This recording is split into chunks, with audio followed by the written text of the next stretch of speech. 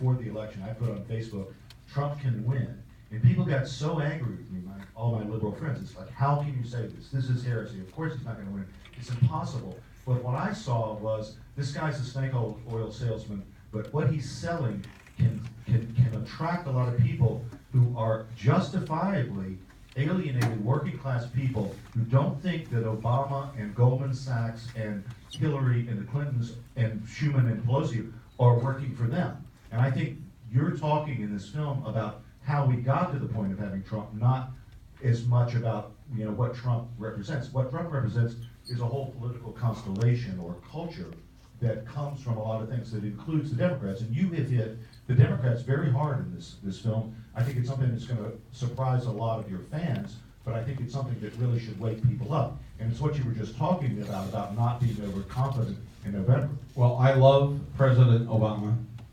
He is and probably will be the best president of my lifetime. So it was very difficult to have to tell people the truth about how he depressed the vote in Flint and people stayed home. The most amazing statistic of 2016 to me was that the primary in Flint in April between Hillary and Bernie had a record turnout. A record turnout in the primary. The general election had one of the lowest turnouts. It's usually the other way, right? The general gets the big turnout. Primary gets the small. Not in Flint, because after President Obama drank the water, bombed the city, and then I didn't put this in the film because I just don't want to. I just didn't want a whole film, pointing out everything about Hillary. I think we all know what the problems were with the campaign, with the Democratic Party, and I even though I was a Bernie supporter, I like her and admire her and think that she's taken enough shit for decades. And but she was handed the questions in advance at the Flint debate. Remember the Flint debate between Hillary and Bernie? And when that came out a month or two later, when the mothers of the boys and children who stood at the microphone to ask the questions, thinking that neither candidate knew the questions, and they found out that she knew what they were going to ask, they went on TV and they said we were used as props by the Democratic Party, by the Hillary campaign. And that was it. And thousands didn't show up in Flint, and like I said, Michigan only lost by 10,500 votes. The other statistic you need to know about Michigan, in general, in terms of the despair in the state, is that, forget about the non-voters for a second, 90,000 Michiganders actually showed up on election day, stood in line for an hour or two to vote, went into the voting booth, most of them Democrats, or had previously voted Democrat, and voted for every single office on the ballot, all the way down to the lowest office. We don't have dog catcher. We have something called drain commissioner. Any Michiganders in here, right? Okay, you know what I'm talking about? Drain commissioner. That's the lowest office. They voted for drain commissioner, and every other office voted for the Democrat and left the top box blank for president. 90,000 people took the time to, they wanted to say, fuck you. Nobody organized this. On its own, it happened. The way that people feel so abandoned by the Democratic Party, by the so-called union leadership, it's so deep and dark that, and this is going on now for 30 years, and people have had it. And you can sit there and say, well, why would they let that happen? I mean, they weren't going to vote for Trump, obviously. But, why would they let that happen and let Trump get in there? He's worse. But then you haven't lived on bottled water for 4 years. And you can't take a shower with bottled water. And you can't wash your clothes with bottled water. And what you do in Flint is you have friends or family that live in Detroit or Lansing or an hour away. Once a week, you take the children there for their one shower a week, and you take your clothes there and do the laundry. And they've been living like this for 4.5 years. And the New York Times a month or so ago had a Sunday op-ed saying, quit calling the water in Flint poisoned. Anybody remember reading that? Yes. this, I'm sorry to go off on the Times. They just made it a New York Times critics pick yesterday, this film. And the best line in their entry was the critic, Glenn, I don't know his name, Kinney, said, even this paper is called out for its gutless centrism. I thought that was such a beautiful confession. All the gutless centrism that's fit to print, right? Well, it's the paper that took us to war in Iraq, Yeah. with all the lying Judith Miller articles, with Keller's editorial supporting the invasion of Iraq. Friedman. Obviously Friedman, I put him in. Nick Kristof, well, one of the most seemingly nicest liberal voices there is. Yeah. Never saw a war he didn't like, Right. though, as pointed out in the film. And in general, I don't know. It needs its own documentary. Maybe I'll do that someday, but it would have to do it quick because Trump keeps calling it the failing New York Times, and frankly, we need them now more than ever. So we need them to do their job, and I don't like. So I'm uncomfortable, going too far with this attack. But I just want to point out that the liberal institutions that support the so-called party of the people, out where I'm from, it's not supported, and people feel abandoned, and they get it, and they don't know who David Remnick is, the editor of the New Yorker, but people like me remember his editorial in the New Yorker the month before the war, supporting the invasion of Iraq, the liberal New Yorker magazine. So if we're not able to confront ourselves and our own group, we will not understand ever how we got Trump. Because this city, and it's the last thing I'll say, I'm sorry, we'll open up to a couple questions, but this city, I love this city. I have an apartment here. I live in Michigan, I have an apartment in Michigan, an apartment here. And I love New York. And my mom brought us here every other summer when we were kids. My aunt lived on Staten Island. We would tell people back in Flint that we summered on Staten Island. Everybody thought that sounded really cool. This is before all pollution controls in New Jersey existed, so it was as bad as it might stink now. It was awful then, you're old enough to remember. But this city had 40 years to deal with Donald Trump, to not foist him on the rest of us.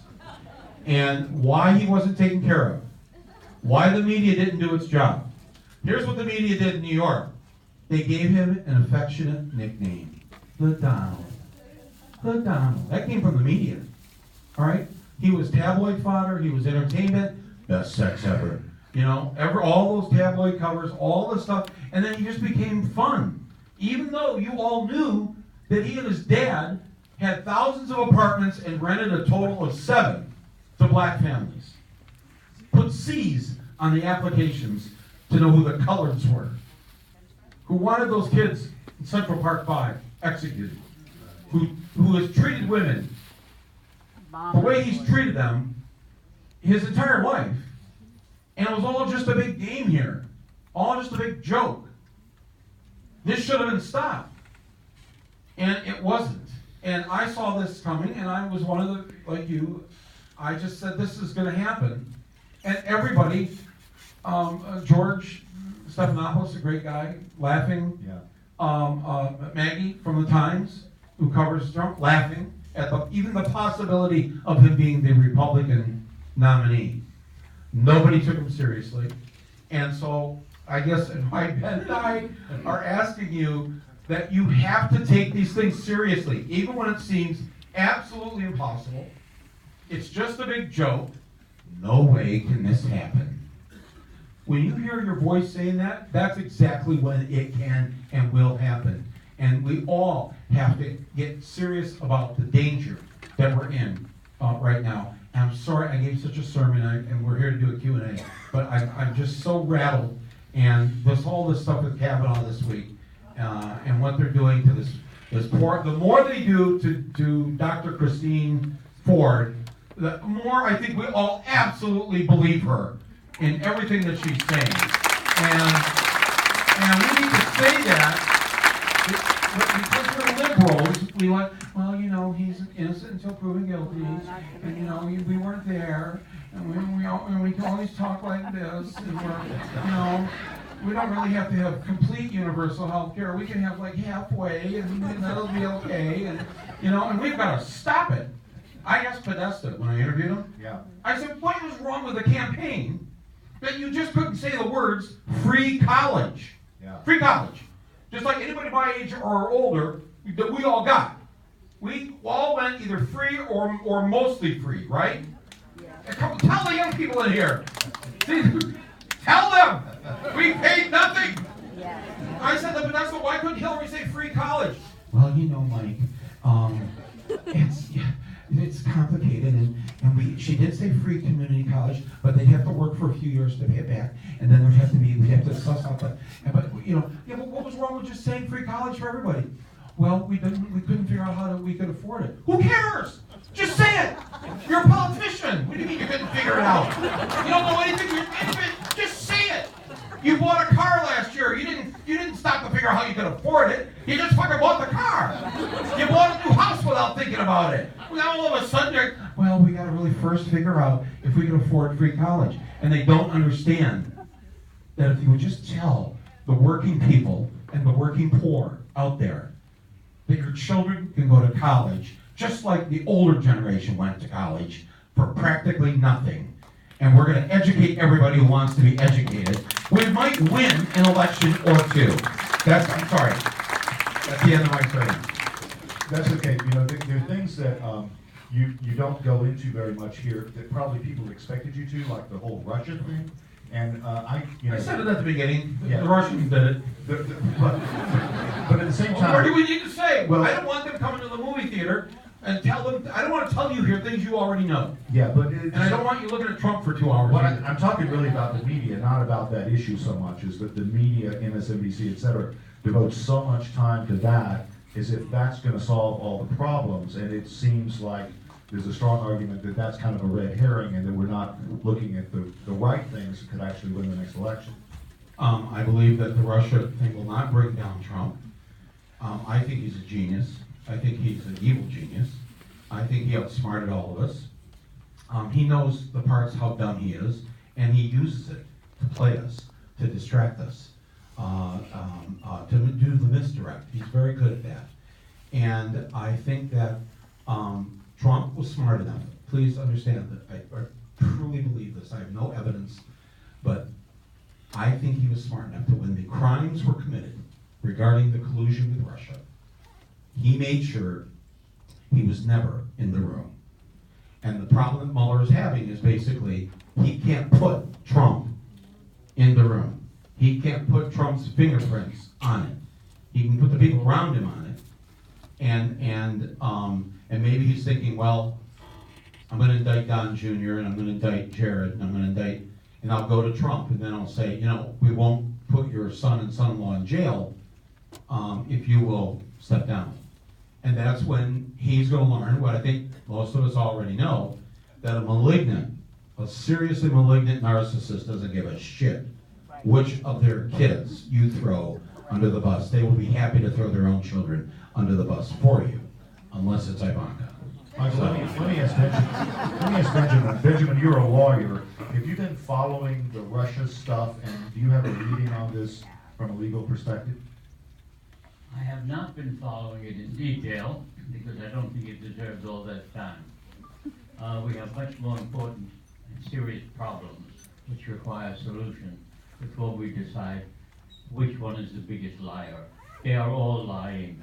When the president says that his attorney offered $130,000 to a very nice lady with whom he was sleeping to keep her quiet, and the president says he didn't know about it, I don't believe it, because he couldn't be that stupid to have his lawyer go pay off $130,000, and he never said to his boss, hey, I'll take care of it.